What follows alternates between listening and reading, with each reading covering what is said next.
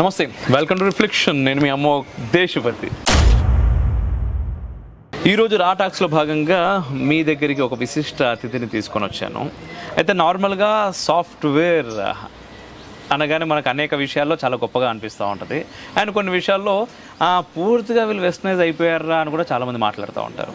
అయితే అటువంటి సాఫ్ట్వేర్ ఫీల్డ్లో ఉన్నటువంటి రమేష్ గారితో మనం వారి ఫీల్డ్కి సంబంధం లేని విషయాలు చాలా మాట్లాడుకుందాం ఈరోజు. సర్జీ నమస్తే. నమస్తే అమ్మక్ గారు, ఎలా ఉన్నారు? బాగున్నానండి. చాలా బాగున్నారండి, నిండుగా ఉన్నారు. Thank you. సూపర్. రమేష్ గారు శంబల నగరి రమేష్ గారు అయ్యారు, రైట్? సాఫ్ట్వేర్ రమేష్ నుంచి software Ramesh to Shambhala Nagari Ramesh. And కొత్తగా మాట్లాడాలి అనుకుంటే ఒక కొత్త ప్రపంచం. నార్మల్గా చాలామంది కూడా కొత్త ప్రపంచంలాగే అనిపిస్తూ ఉంటుంది. ఇప్పుడు మీరు మాట్లాడే మాటలు కానీ, మీరు ఆఫ్ స్క్రీన్లో నాకు చెప్పిన విషయాలు కానీ, అంతకుముందు నేను దాని గురించి తెలుసుకున్నటువంటి విషయాలు కానీ చాలా కొత్తగా అనిపిస్తూ ఉంటుంది. వాటన్నిటి గురించి నాకు తెలిసి కొత్తగా శంబల నగరి అది దానికనే రీసెంట్గా కల్కి అనే సినిమా కూడా రిలీజ్ అయింది కాబట్టి ఇంకా ఎక్కువ మందికి ఆ నగరి పేరు తెలిసింది కాబట్టి చాలా క్యూరియాసిటీ బిల్డ్ అయిపోయి ఉంటుంది జనాలకు కూడా ఏంటో తెలుసుకోవాలని. అయితే ఇదంతా తెలుసుకునే ముందు మీ గురించి ఒకసారి మా ప్రేక్షకులకి, మన ప్రేక్షకులకి చిన్న ఇంటర్వ్యూ అంటే ఏమిస్తారు? నా గురించి చెప్పుకోవడానికి పెద్దగా ఏమీ లేదండి. నేను చాలా చిన్నప్పటి నుంచే నాకు కంప్యూటర్స్ అంటే ఇష్టము. అలాగే ఆ టైంలోనే నాకు ఈ సత్యం అంటే ఏంటో కూడా తెలుసుకోవాలని ఒక బలమైన కోరిక. ఏ వయసు అనుకోవచ్చు? 12 అండి. 12 ఏళ్ల వయసులో సత్యం అంటే ఏంటో తెలుసుకోవాలని బలమైన కోరిక. అప్పుడే నేను ప్రోగ్రామింగ్ కూడా మొదలుపెట్టాను. నా 11 ఏళ్ళప్పుడు నేను ప్రోగ్రామింగ్ మొదలుపెట్టాను. నేను 11 ఏళ్ళప్పుడు ప్రోగ్రామింగ్ పక్కన పెడితే మీ 11 ఏళ్ళప్పుడు అంటే ఇప్పుడు కాదు. అప్పుడు అసలు మన కంప్యూటర్లే లేవు. అప్పట్లో మేము ఏం చేస్తున్నావు, నువ్వు ఏం అవ్వాలనుకుంటున్నావు అన్న ఎవరిని అడిగితే నేను చెప్పినా కూడా అర్థమయ్యేది కాదు వాళ్ళకి. అంతే కదా. అప్పుడు అసలు కంప్యూటర్ అంటే కూడా అది ఎంత సరే అప్పుడు మన ఇంటర్నెట్ ఉండే లేదు. ఇంటర్నెట్ లేదు. మరి ఎక్కడ నేర్చుకునేవారు, ఎక్కడ ప్రోగ్రామింగ్ ఆ వయసులో? మా స్కూల్లో ఉండిందండి. మా స్కూల్ చైర్మన్ చాలా విజనరీ, అంటే చాలా దూరదృష్టి గల వ్యక్తి. ఆయన ఇంట్రెస్ట్ ఉండింది. ఏ స్కూల్ అండి ఇది? రిఫ్లెక్షన్ ఛానల్ మానిటైజేషన్ తీసివేయడం జరిగింది, అది మీ అందరికీ తెలుసు. బెట్టింగ్ యాప్స్ ప్రమోట్ చేస్తే ఒక్కో వీడియోకి లక్షల్లో డబ్బులు ఇస్తామని చెప్పినా కూడా ఏ రోజు మనం వాటి జోలికి పోలేదు.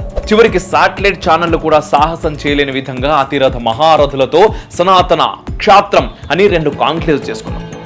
పాత బస్తీలోని దేవాలయాల్లో యజ్ఞాలు నిర్వహించడం, ఫోన్లు చేసి చంపుతాము అని బెదిరించిన వాళ్ళు ఉన్నారు. ఇప్పుడు మీ అవసరం మాకు ఎంతో ఉంది.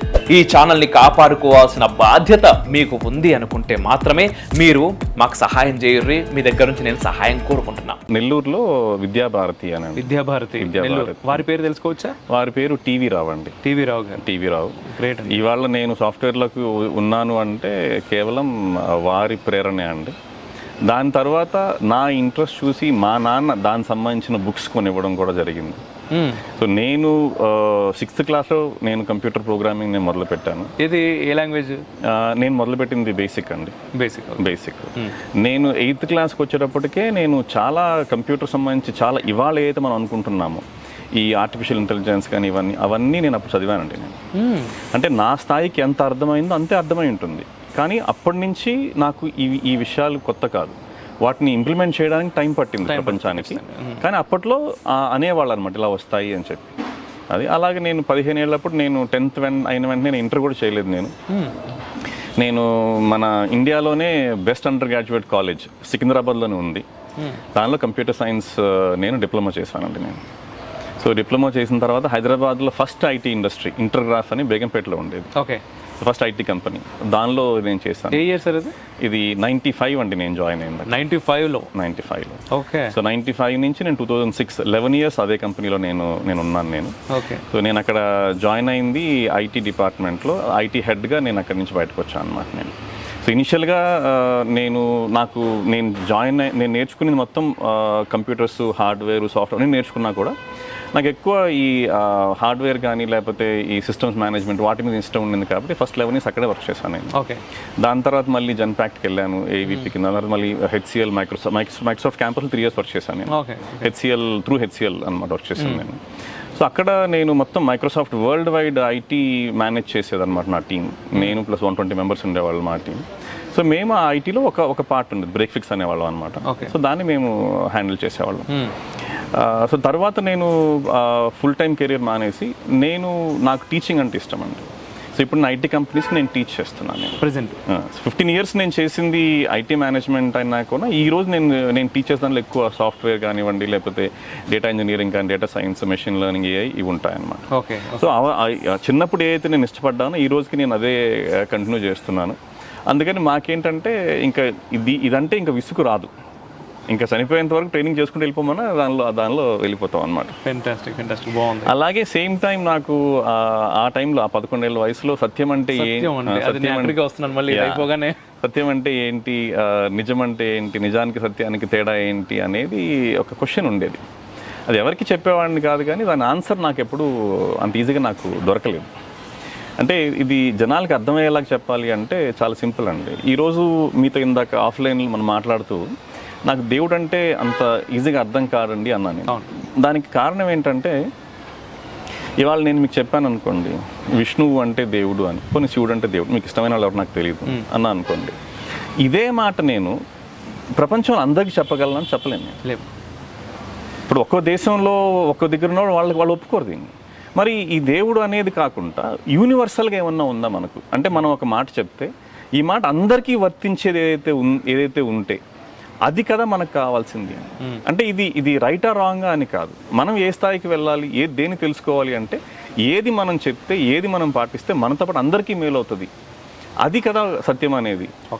ఈ రోజు ఒకటి ఉండి రేపు ఇంకోటి ఉంది అంటే అది సత్యం ఎలా అవుతుంది అని ఒక డౌట్.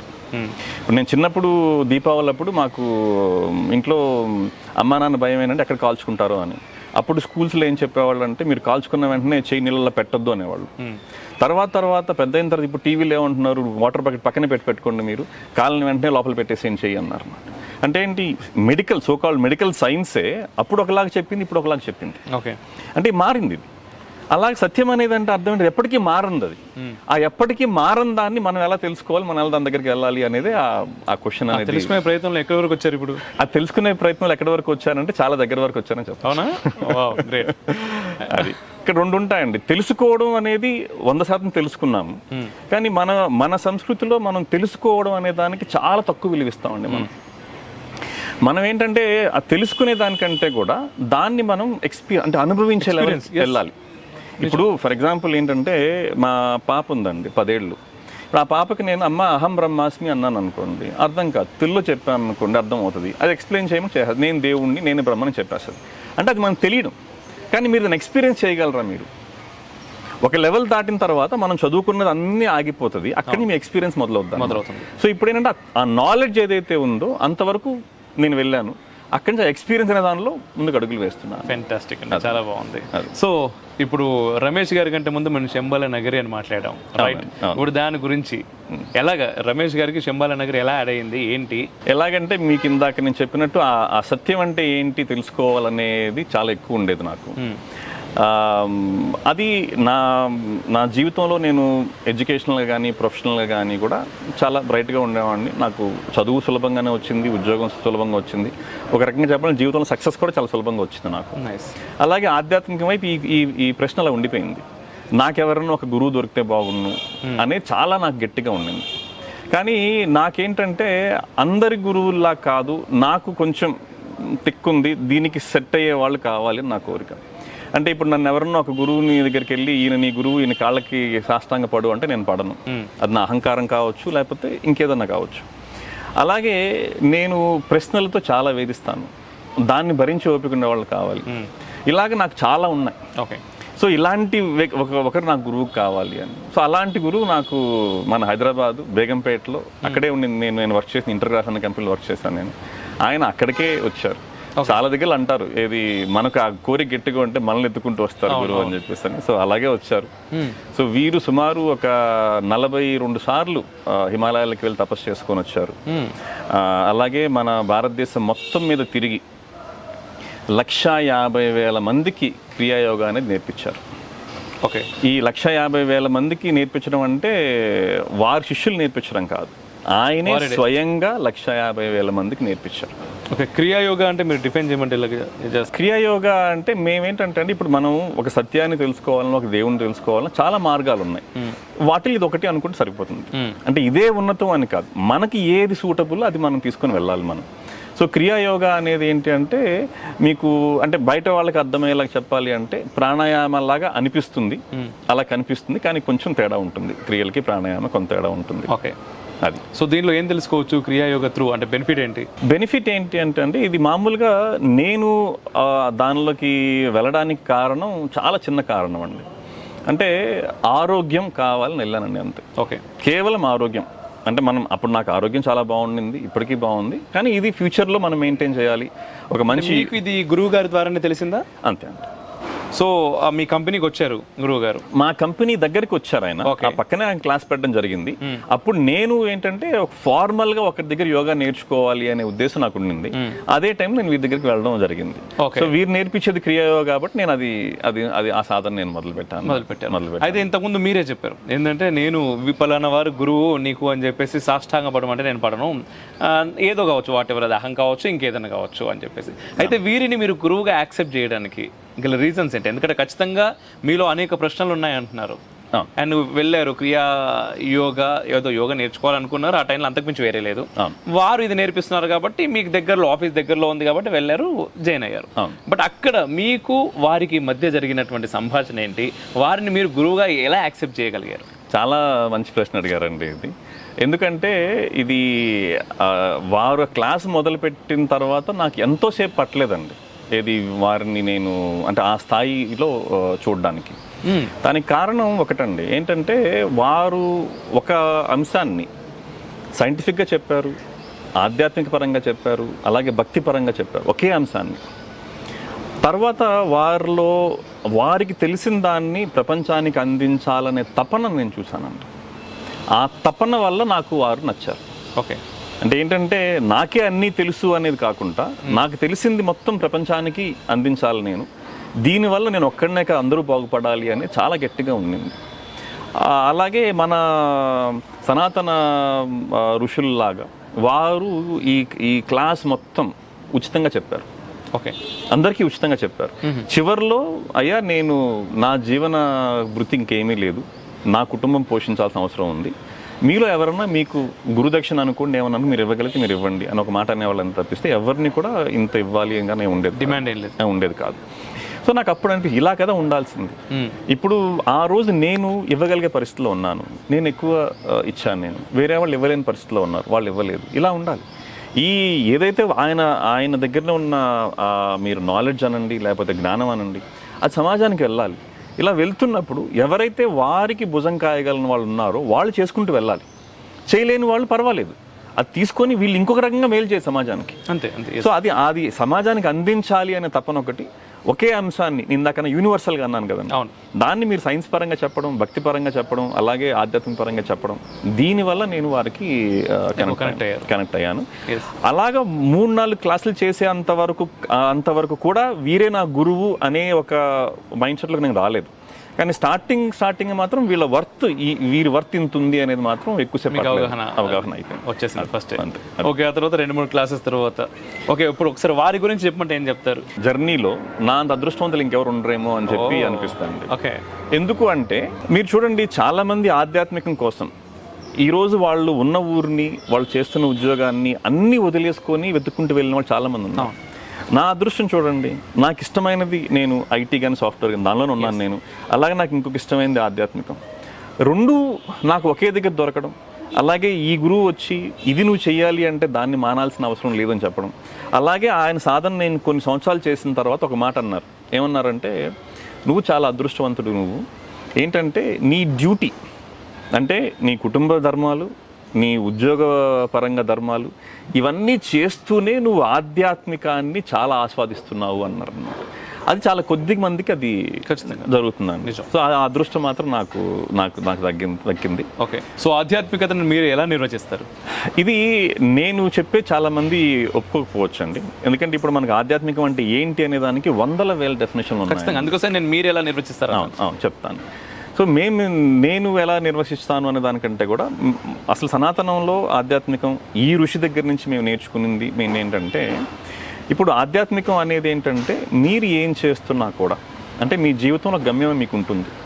అంటే కొంతమందికి ఏంటంటే మనకు పాత రోజుల్లో మనం శ్రవణ కుమారుడు అనే ఒక వ్యక్తిని చూసాం. ఆయన జీవిత ఆశయం ఏంటి ఒకటే, మా అమ్మ నాన్న అన్నిటి తిప్పాలి అని. ఆయన చాలా చిన్న ఆశయం అంటే ఒకే ఫోకస్ అనమాట. అంత ఇద్దరు నా శ్రమ వల్ల వీళ్ళిద్దరికి నేను మెయిల్ చేయాలి. ఇంకొంతమందికి ఉండొచ్చు వాళ్ళకి గో సంరక్షణ ఉండొచ్చు, ఇంకొంతమందికి ఉండొచ్చు పెద్ద స్కూల్ పెట్టాలి, ఇంకొంతమందికి పెద్ద హాస్పిటల్ పెట్టాలని. ఇది వాళ్ళ జీవితంలో వాళ్ళు అనుకున్నది. ఇప్పుడు ఆధ్యాత్మికం అనేది ఏం చేస్తుందంటే మీరు అనుకున్న దానికి ఇది హెల్ప్ చేస్తుంది. మీరు దాన్ని మానేసి దీనిలోకి రావడం కాదు. ఈ ఆధ్యాత్మిక దారిలో మీరు ఉన్నప్పుడు మీరు ఎన్ని కష్టాలు వచ్చినా కూడా మీరు దాన్ని తట్టుకొని ముందుకెళ్ళే శక్తి మీకు ఇవ్వగలదు అనమాట. ఇప్పుడు జీవితంలో మనకు రెండు గ్యారెంటీలు ఉన్నాయండి. ఒకటి కష్టాలకి, రెండు చావుకి. ఇప్పుడు మనం చేయాలనుకున్నది ఏంటి, మనం చేయాలనుకున్న ఈ రెండు అడ్డాలు, మన చావు ఒకటి, తర్వాత మన కష్టాలు. ఈ ఈ ఈ కష్టాలని దాటి మీరు ముందుకెళ్ళి మీరు చేయగలరా, ఆ శక్తి మీకు ఆధ్యాత్మిక ఇస్తుంది. మీరు అన్నట్టు ఒక డెఫినేషన్గా చెప్పాలి అంటే మనం ఇవాళ నుంచి మనం వెనక్కి వెళ్తే అర్థం అవుద్ది.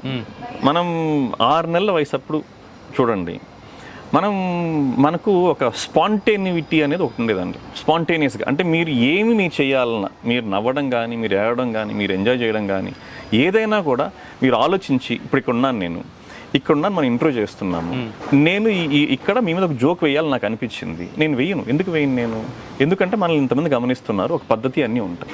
అలాగే మీరు రోడ్డు మీద వెళ్తున్నారు, మీరు కొన్ని పద్ధతులు మనం ఫాలో అవ్వాలి. ఇది సమాజంలో ఉంది. చిన్నపిల్లలకి ఏంటి అంటే 2 తెలివండి వాళ్ళకి. అంటే వాళ్ళు ఎక్కడ ఉన్నారు అంటే ఆ ప్రదేశం ఒక జ్ఞానం వాళ్ళకు ఉండదు.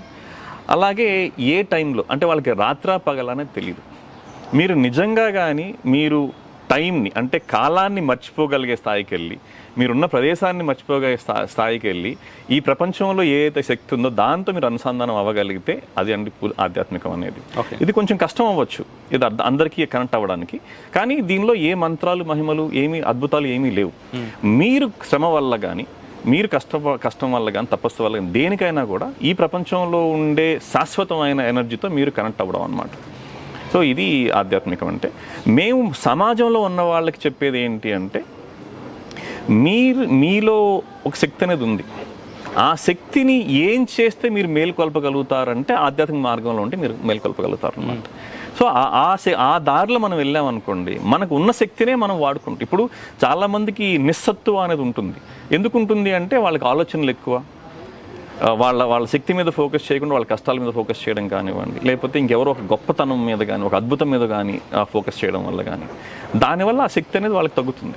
అదే కానీ మీరు లేదు ఈ ప్రపంచంలో శక్తి అనేది వేరే ఉంది, మనం కష్టపడితే మనం దానికి సింక్రనైజ్ అవుతాం, లేదా లింక్ అవుతాం అనుకుంటే, దాంతో ఒకటి అవుతాం అనుకుంటే, అప్పుడు మీరేం చేయాలి అంటే ఈ సృష్టిలో ఉండే శక్తి మీ ద్వారా కూడా ఎక్స్ప్రెస్ చేయగలదు, బయటకు మీ ద్వారా పని చేయించుకోగలదు అనమాట. దానికి మీరు ఓపెన్గా ఉండగలగడం అనేది ఆధ్యాత్మికం అనమాట. ఫైన్ బాగుంది, చాలా బాగుంది. అయితే ఇప్పుడు శంబల నగర్ గురించి మనం మాట్లాడుకుందాం. ఏంటంటే దాని ప్రత్యేకత ముఖ్యంగా, ఎందుకంటే నేను ఈ క్వశ్చన్ అడగడానికి నేను కూడా చాలా ఎక్సైటింగ్గా ఉన్నాను. అవునండి, ఈ మధ్య సినిమా పుణ్యమాని చాలా మందిలో శంబల నగరి అంటే ఏంటి అనే ఇంట్రెస్ట్ బాగా పెరిగింది. ఇప్పుడు మాది శంబల నగరి క్షేత్రం అంటాం మేము. అక్కడ ఎవరైతే వస్తే వాళ్ళకి ఏం చెప్తాం అదే నేను మీకు అలాగే చెప్తాను ఇక్కడ. ఓకే, శంబల నగరి అంటే ఫస్ట్ ప్రపంచంలో ఉన్న అపోహ ఏంటో చెప్తాను నేను, తర్వాత వాస్తవం ఏంటో చెప్తాను. ఇప్పుడు చాలామంది ఏమంటారంటే శంబల నగరి అంటే హిమాలయాల్లో ఎక్కడో ఒక ప్రదేశం, అది అక్కడికి ఎవరూ వెళ్ళలేరు, అక్కడ వేల మంది ఋషులు కానీ ఆధ్యాత్మిక వ్యక్తులు కానీ కొన్ని వేల సంవత్సరాల నుంచి తపస్సులో ఉంటారు వాళ్ళు. అక్కడికి వెళ్తే అక్కడ అంటే కొంతమంది టిబెటన్ వాళ్ళు షాంగ్రీలా అంటారండి. షాంగ్రీలా అంటే ఎప్పుడూ ఆనందంగా ఉండే చోటు అని అనుకోవచ్చు, అక్కడ వెళ్ళిన ఎవరైనా ఆనందంగా ఉంటారని చెప్పేసి అని. ఇంకొకరు ఏమంటారంటే అక్కడ మీకు చాలా విలువైన దొరుకుతాయి, ఏది వజ్రాలు, వైడూర్యాలు, బంగారం ఇవన్నీ దొరుకుతాయి అనేది ఒకటి ఉంది. సో హిట్లర్ కూడా ఈ ప్రదేశాన్ని కనుక్కోమని చెప్పి వాళ్ళ సైంటిస్టులను పంపించారు అని ఒక మాట అంటారు. ఇది ఎంతవరకు నిజం అనేది నేను వెరిఫై చేయలేదు అంటారు. ఇప్పుడు చూడండి, ఇక్కడ ఏంటంటే ఫస్ట్ మనం 3 మాట్లాడుకుందామండి. అక్కడ చాలా విలువైన ఉంటాయి అని చెప్పేసి అన్నారు. ఇప్పుడు ఈ విలువైన ఉంటాయి అని చెప్పేసి అన్నప్పుడు హిట్లర్ లాంటి వ్యక్తి నిజం పంపించుంటే ఆ బంగారము, ఆ నగల కోసము పంపించుంటారు వెతకమని చెప్పి. కానీ భారతీయులకి చాలా క్లారిటీ ఉంది మన వాళ్ళకి. మన సమాజమే అంత ఆధ్యాత్మిక చాలా అడ్వాన్స్ వేరే వాళ్ళతో పోల్చుకుంటే. ఏంటి అంటే ఇప్పుడు మన సమాజంలో హయ్యెస్ట్ గోల్ ఏంటి నీకు జీవితంలో అంటే ఎవరు కూడా నాకు డబ్బులు బంగారం అనరు. మన వాళ్ళు ఏమంటారు ముక్తి మోక్షం అంటారు. అంతే. ఇప్పుడు ఈ రోజు కూడా చూడండి, మీరు 1000 కోట్లు సంపాదించిన వ్యక్తిని ఒక 60 ఏళ్ళలో లేకపోతే 70 ఏళ్ళ తర్వాత మీరు అడగండి, ఏమంటే మీకు జీవితంలో ఏం కావాలనుకుంటున్నారు, మీకు అన్ని కోరికలు తీరిపోయాయి కదా మీకు అని చెప్పేసి అనుకున్నప్పుడు వాళ్ళు ఏమంటారంటే 99% ఇదే అంటారు అన్నమాట వాళ్ళు. సో ఇప్పుడు ఏంటంటే అదే మీరు ఒక భారతీయులకు చెప్పారనుకోండి శంబల్ నగర్కి వెళ్తే మీకు జీవితంలో అత్యంత విలువైనది దొరుకుతుంది అని మీరు ఒక భారతీయుడికి చెప్తే భారతీయులకు తెలుసు విలువైనది ఏంటి జీవితంలో, దేనికోసం మనం వెళ్ళాలి అనేది. వీళ్ళకి అర్థమైంది అది. అక్కడికి వెళ్తే మనకు తపస్సుకి దొరుకుతుంది, లేకపోతే ఆధ్యాత్మిక వ్యక్తులు ఉన్నారు వాళ్ళ సాంగత్యం మనకు దొరుకుతుంది, అలాగే ముక్తి మనకు దొరుకుతుంది, వీళ్ళ క్లారిటీ ఉంది. కానీ బయట వాళ్ళకి అది లేకపోవడం వల్ల వాళ్ళదేదో ఒక క్షేత్రం అనుకొని దానికోసం ఎత్తుకుంటూ వచ్చారనమాట. రెండవది, ఇప్పుడు అక్కడికి ఎవరూ వెళ్ళలేరు అనే ఒక మాట వచ్చిందండి. వాస్తవంగా ఏంటంటే ఇప్పుడు శంబల్ నగరి అంటే అంతమంది ఆధ్యాత్మిక వ్యక్తులు సమాజానికి వాళ్ళ తపశక్తి అందించాలి అనుకొని అక్కడ ఉన్నారు. అక్కడికి వెళ్ళకపోవడం అనేది మన ఇష్టం బట్టి ఉంటుంది, మన ప్రయత్నం బట్టి మనకు ఉంటుంది. అది ఎవరికి కనిపించదా అంటే అలా ఏమీ లేదండి. కాకపోతే కొన్ని వేల సంవత్సరాల క్రితం హిమాలయాల్లో కావచ్చు, ఒక అడవిలో కావచ్చు, ఒక ఋషి ఆశ్రమం పెట్టుకొని ఉంటే ఇవాళకి ఇంకా అక్కడ ఉంటుందా అండి? అది ఉండదు. ఎవరో మీలాంటి వాళ్ళు నాలాంటి వాళ్ళు ఆ ఋషి ఉండగా వెళ్ళి ఏమండి ఈ శంబల్ నగరి క్షేత్రం బాధ్యత నాకు ఇవ్వండి, నేను ఇది సమాజానికి ఇలాగే అందిస్తాను ఏ మార్పు లేకుండా అని చెప్తే అక్కడ ఉండొచ్చేమో, కానీ లేకపోతే ఉండే ఛాన్స్ లేదు. ఇప్పుడు చూడండి, మీకు ఒక చిన్న ప్రశ్న. మీకు భగీరథుడు అనే వ్యక్తి గురించి మీరు వినుంటారు మీరు. సో భగీరథ ప్రయత్నం అని కూడా తెలుసు. ఆయన గంగని తీసుకొచ్చారు. ఎందుకు తీసుకొచ్చారండి? వాళ్ళ తాతలకి మోక్షం కలిగించాలని తీసుకొచ్చారు. ఇప్పుడు చూడండి, భగీరథుడు అనే వ్యక్తి చక్రవర్తి, రాజు కూడా చక్రవర్తి. ఆయన ఆ చక్రవర్తికి తీరని కోరికలు ఉంటాయా చెప్పండి? అంటే చూడండి, ఒక మెటీరియలిస్ట్ కోరిక అనుకోండి. ఇప్పుడు ఒక మామూలు సాధారణ మనిషి కోరిక ఏముంటుందండి? నాకు బంగారం కావాలి, లేకపోతే అమ్మాయి కావాలి, లేకపోతే ఉద్యోగం కావాలి, లేకపోతే ఆ స్థలం కావాలి, ఇల్లు కావాలి, ఇంతే కదండి. లేకపోతే మంచి తిండి కావాలి. ఈ కోరికలన్నీ ఆయన తీరుతాయి ఆయనకి. కానీ ఆయనకి తీరని కోరిక ఏంటి? మా తాతలు ముక్తి పొందలేదని ఆయన బాధ. అంటే ఆయన చూడండి, వాళ్ళ తాతల మోక్షం కోసం ఈయన తపస్సుకెళ్ళారు. అంటే మన భారతదేశంలో మీ ముక్తి కోసం మీరు తపస్సుకెళ్ళడం కాదు, ఇంకొకరి ముక్తి కోసం కూడా మీరు తపస్సు చేయించుకోవాల్సి ఉంటుంది. అలా ఆయన వెళ్ళారు. ఆయన వెళ్ళడం వల్ల గంగని పైన తీసుకొచ్చి వాళ్ళకి ముక్తి అనేది అందింది. అక్కడితో ఆగలేదు కదండి. ఈ గంగలో ఎవరు స్నానం చేసినా కూడా ముక్తి అని చెప్పి అన్నారు. అంటే ఆయన చేసిన తపస్సు వల్ల వారి పితరులకే కాకుండా వేరే వాళ్ళకు కూడా జరిగింది కదండి. అలాగా ఈ తపస్సు వల్ల ముక్తి అనేది మనకి ఇక్కడ సాధారణమైన విషయం. ఈయన చక్రవర్తి అయ్యుండి కూడా తపస్సు చేసి గంగని తీసుకొచ్చి వాళ్ళ తాతలకి ముక్తి ఇప్పించారు. అదే క్రమంలో ఎవరైనా ఈ గంగలో స్నానం చేసి వాళ్ళకు కూడా ముక్తి అని చెప్పి చెప్పారనమాట. ఈ శంబల్ నగరి అంటే ఏంటంటే అండి, ఈ ఋషుల తపశ్శక్తి ఎక్కడైతే శాశ్వతంగా ఉంటుందో ఆ స్థలాన్ని శంబల్ నగరి అంటారండి.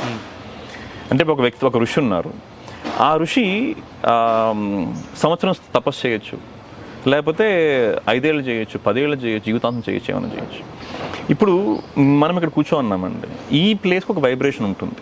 అంటే వైబ్రేషన్ ఉంటుందంటే మీరు ఇక్కడ 2 రోజుల నుంచి ఉన్నారు, మీరు ఇక్కడ చాలామంది ఇంటర్వ్యూ చేసి ఉంటారు, మీకు ఒక మైండ్లో ఒక గోల్ ఉంది, ఇక్కడ వైబ్రేషన్స్ అని దానికి సంబంధించి ఉంటాయి.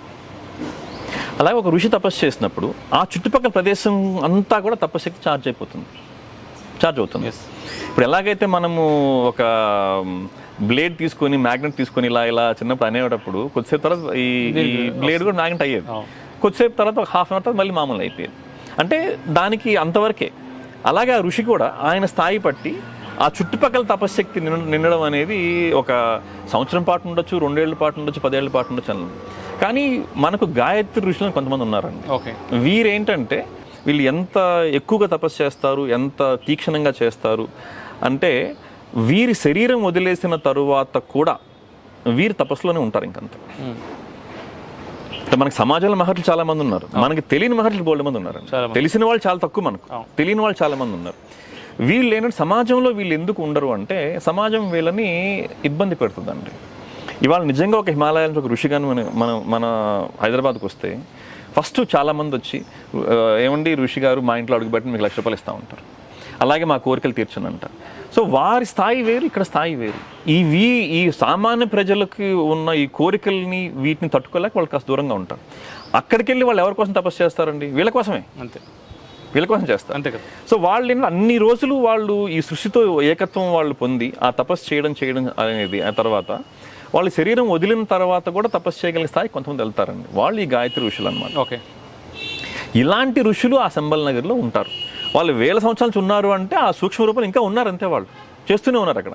ఇప్పుడు ఆ ప్రదేశం అనేది మీరు అక్కడికి వెళ్ళి మీరు బిల్డింగ్లు కట్టండి, లేకపోతే ఇంకోటి కట్టండి, లేకపోతే అక్కడ మీరు ఏమి బుల్లోతు మొత్తం అన్ని పాడు చేసినా కూడా తపశక్తి మనం ఏమీ చేయలేం.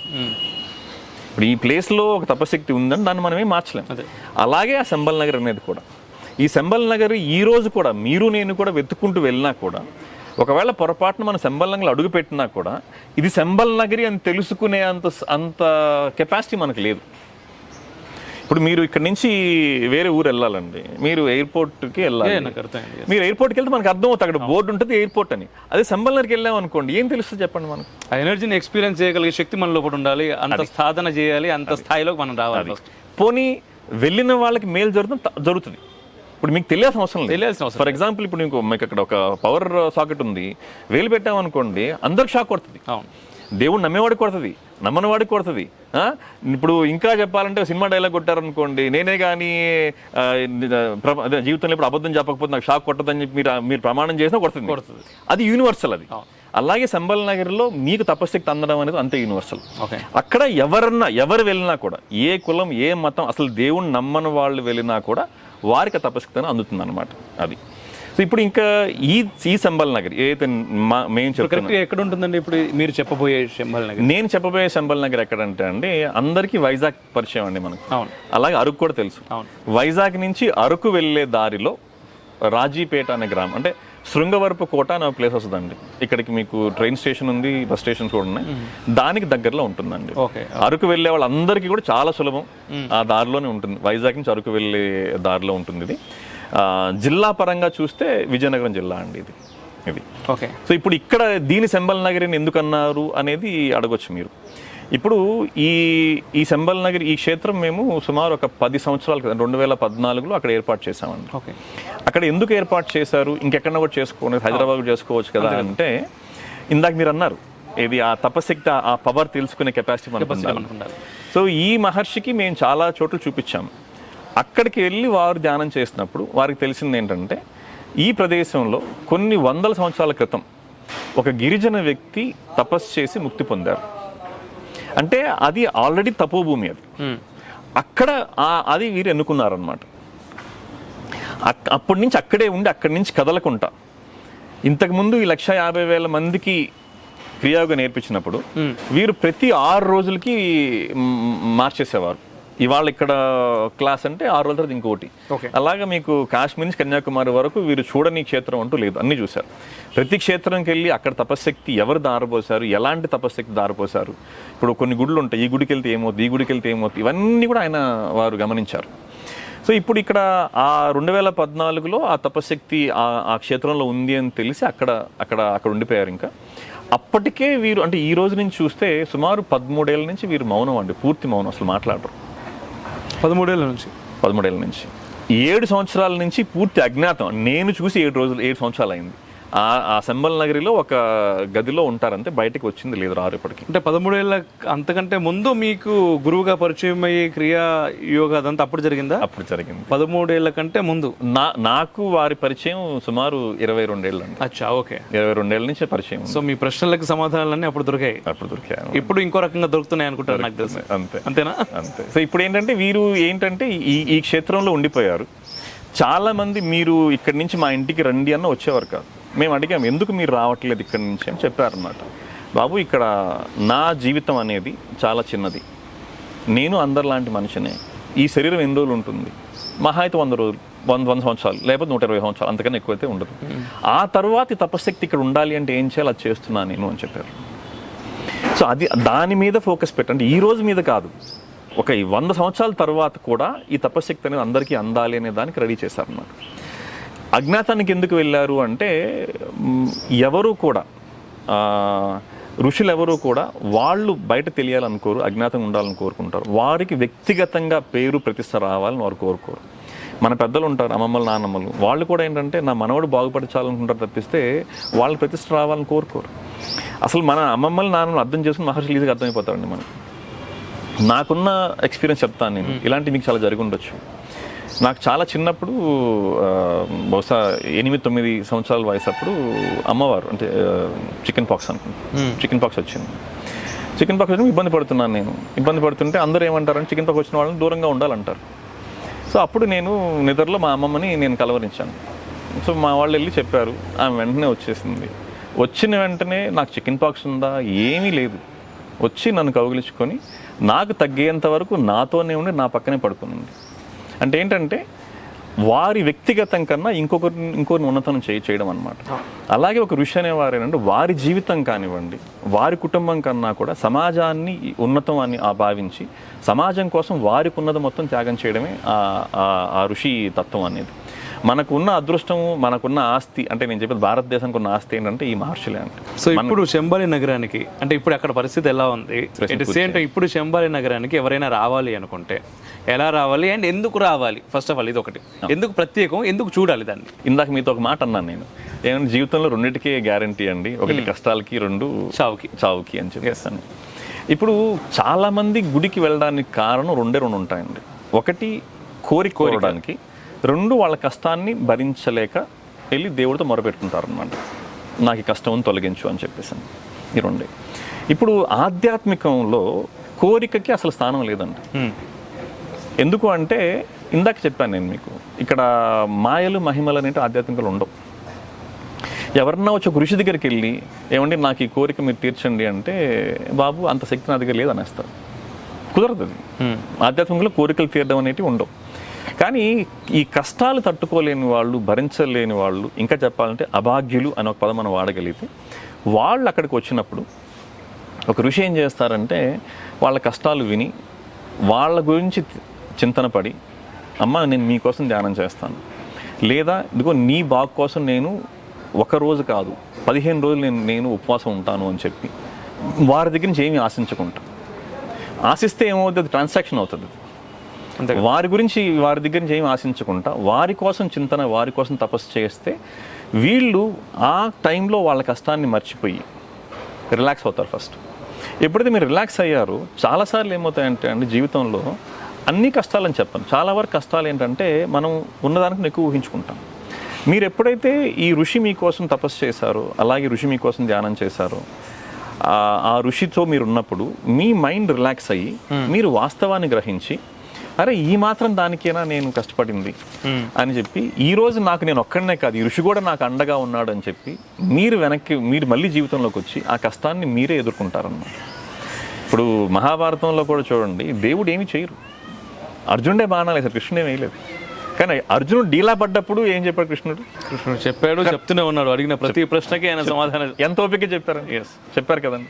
సో అది కూడా ఇప్పుడు మనం కూడా ఏంటంటే నేను అర్జునుడి గురించే ఎక్కువ మందితో చెప్తాను నేను.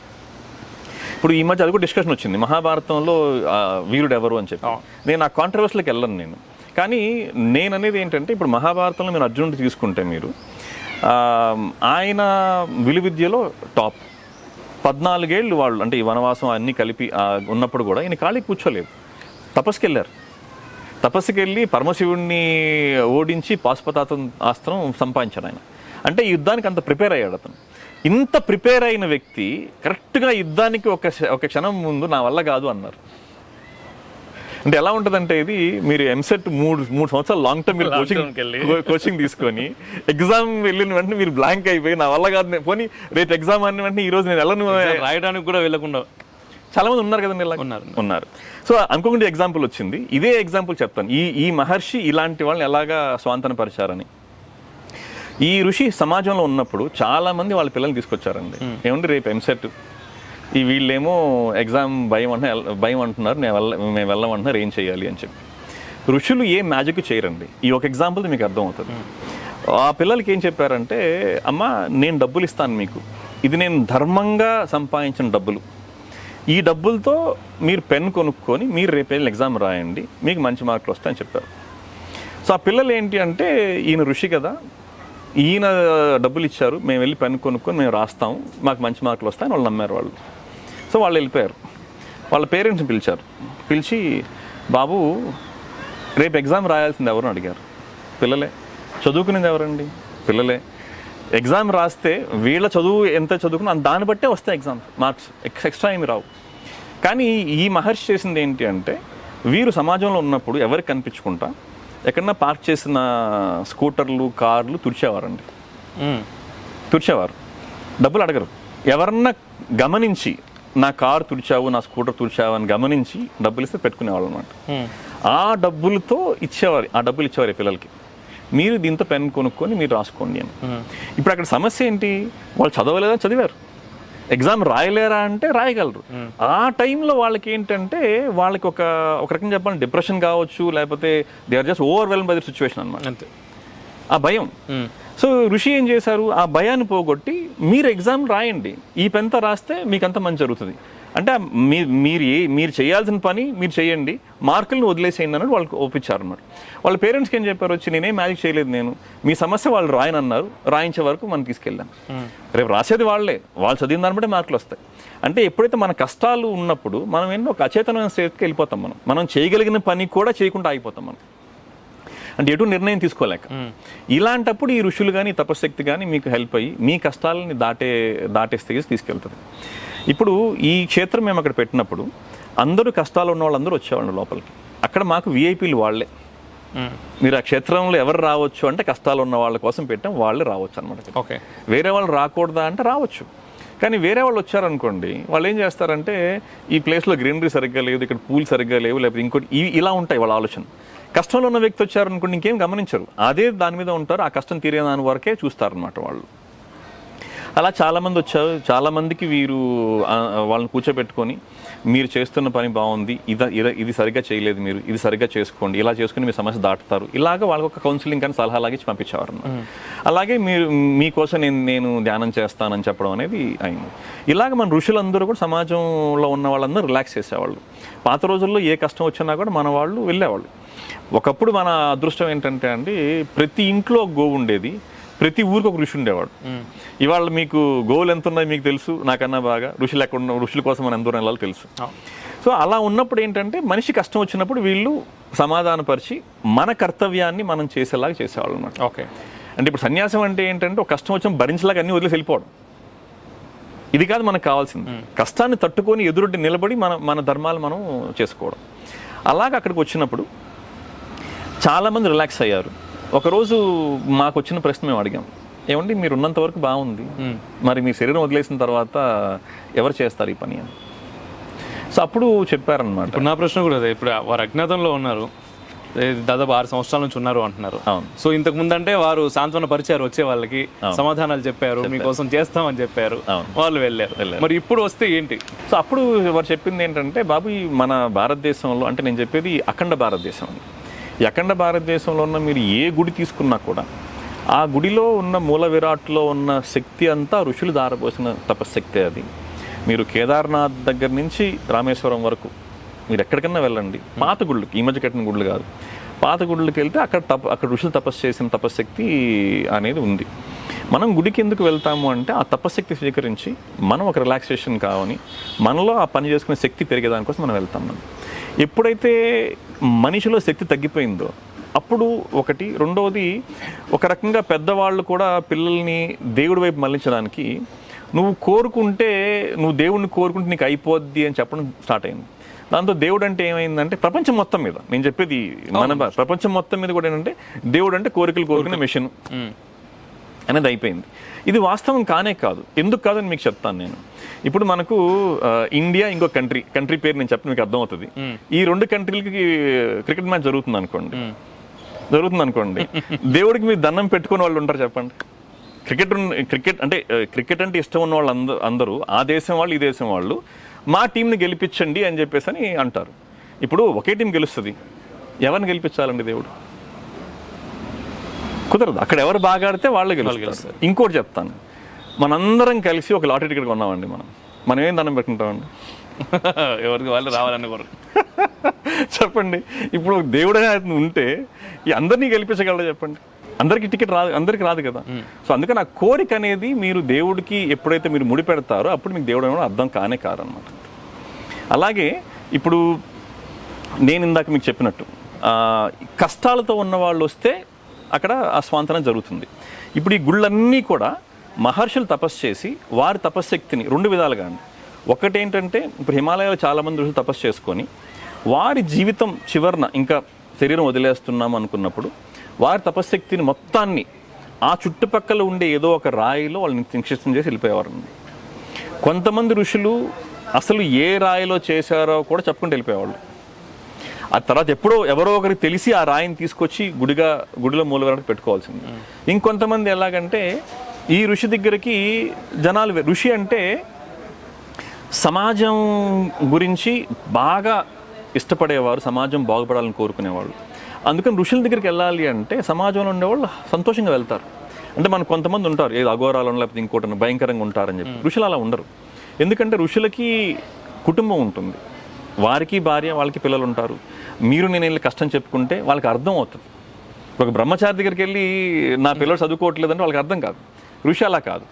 ఇలాగా వాళ్ళు తపస్సు చేసుకునే దగ్గరికి ఎవరన్నా ఒక వ్యక్తి వెళ్తే ఆ వ్యక్తి పాత్రత బట్టి వాళ్ళు ఏం చేస్తారంటే, బాబు ఈ నా తపస్సుకి దారిపోసిస్తాను నేను అని చెప్పి వారికి ఇచ్చేవారు. అంటే వీళ్ళు అడగొచ్చు కూడా కొన్నిసార్లు మాకు ఇలా ఇవ్వండి అని. ఈ వ్యక్తి స్థాయి బట్టి అతను ఏ పల్లెటూరులో ఒక జమీందారు అనుకోండి, తీసుకెళ్లి పల్లెటూరులోకి మందిరం కట్టిస్తారు అందరికీ ఆ తపశక్తి అందాలని. అదే ఒక రాజు సామంతుడు అనుకోండి, వెళ్ళి పెద్ద గుడి కడతారు, దానికి అది అందరూ వచ్చి. ఇప్పుడు చూడండి, హిమాలయాల్లో తపస్సు చేసుకున్న ఋషి తపశక్తి సమాజానికి ఎలా వచ్చింది చూసారా. ఇప్పుడు ఈ రాజు కానీ జమీందారు కానీ చేసే పని ఏంటి అంటే ఈ గుడి అది చిరస్థాయిగా ఉండాలి, ఆ పవిత్రతను కాపాడే పద్ధతి వాళ్ళు పెట్టుకుంటారు, దానికి కావాల్సిన మాన్యాలు, దానికి కావాల్సిన మెయింటెనెన్స్ వాళ్ళు చూసుకుంటారు వాళ్ళు. కానీ తపశక్తి అనేది మాత్రం ఆ ఋషిదే. ఇంకోటి అనొచ్చు మీరు, మనకు మరి అన్ని గుళ్ళల్లో ఒకే రాయి లేదు కదండి అని చెప్పేసి. దీనికి కూడా ఒక కారణం ఉంది. ఏంటంటే ఇప్పుడు ఒక రాయి ఇచ్చారు ఆ ఋషి, ఈ రాజుకి శివుడు అంటే ఇష్టం లేదా విష్ణు అంటే ఇష్టం అనుకోండి, అది తీసుకొచ్చి దాన్ని ఆయన నచ్చిన షేప్లో రూపంలో ఆయన చెక్కించుకున్నారు. ఇంకొకటి, ప్రజలకి ఆ రోజు ఈ దేవుడు అంటే ఇష్టం అనుకోండి, ఉద్దేశం ఏంటి, ఈ రాజుకి కానీ లేకపోతే ఆ ఋషికి కానీ ఒకటే కోరిక, ఆ తపశక్తి సమాజానికి అందాలి అని. సో ఇప్పుడు ఎలా అందినా పర్వాలేదనే దాంతో వాళ్ళు అక్కడ రూపం అనేది మీకు ముఖ్యం కాదు, మీకు ఆ తపశక్తి అందడం అనేది ముఖ్యం అన్నమాట. అందుకని ఇప్పుడు కూడా నేనేం చెప్తాను, ఇందాక మీతో అన్నా, నేను గుళ్ళకి నేను వెళ్తానని కారణం ఏంటి అంటే, మీరు ఎన్ని పాత గుళ్ళకి వెళ్తే మీకు అంత మేలండి, ఆ తపశక్తి అనేది మీకు వస్తుంది. మనకు చెప్తారు గుడికి వెళ్ళిన తర్వాత 5 నిమిషాలు కూర్చో అని చెప్పి. దానికి కారణం ఇదే, మీరు అక్కడ ఎంతసేపు అక్కడ కూర్చుంటే ఆ శక్తిని మీరు తీసుకోగలరు అనమాట మీరు.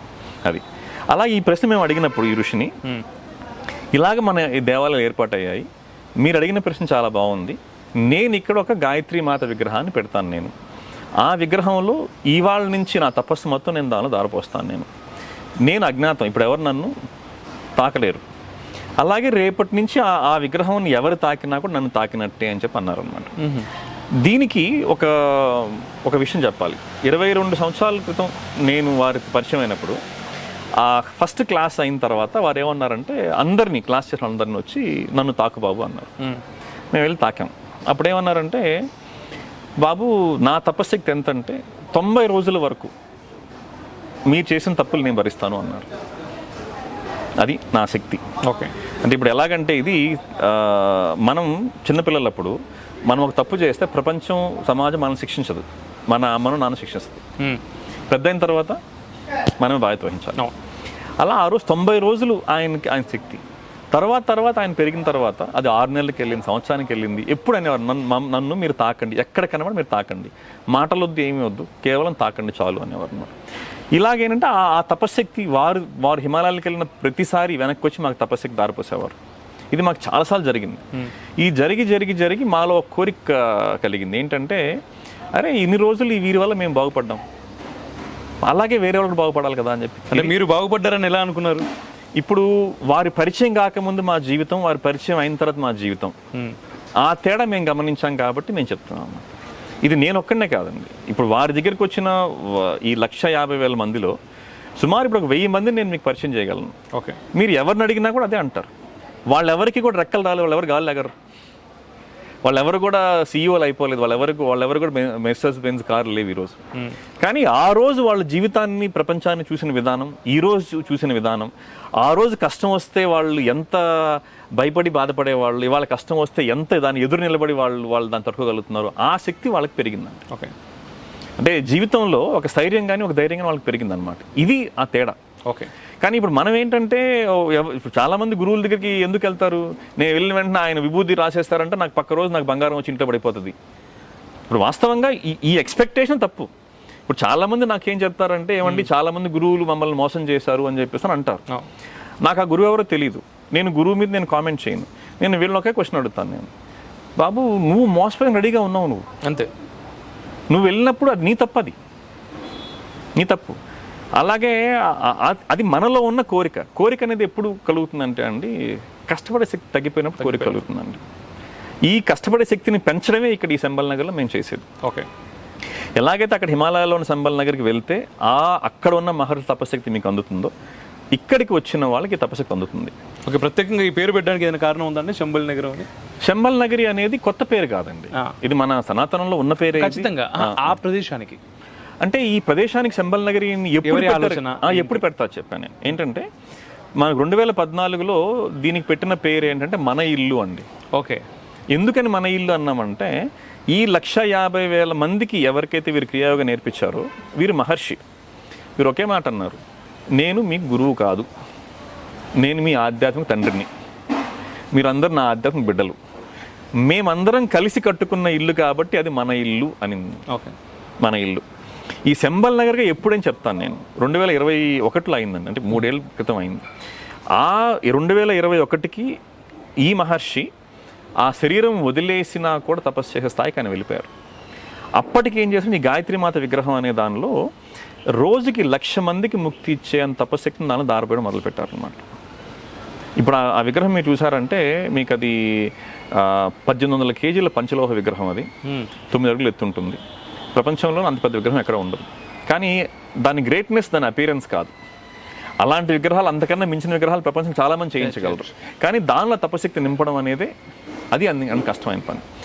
ఏ రోజైతే ఈ క్షేత్రంలో ఇంకా ఈ మహర్షిని బయటికి పంపించేసినా కూడా, అక్కడున్న బిల్డింగుల్ని అక్కడున్న మొత్తాన్ని మీరు ఫ్లాటన్ చేసి పారేసేసినా కూడా అక్కడున్న తపశక్తి పోదు అనే స్థాయికి వచ్చిందో ఆ రోజు దాని సంబల్ నగరి అన్న మొదలుపెట్టామండి.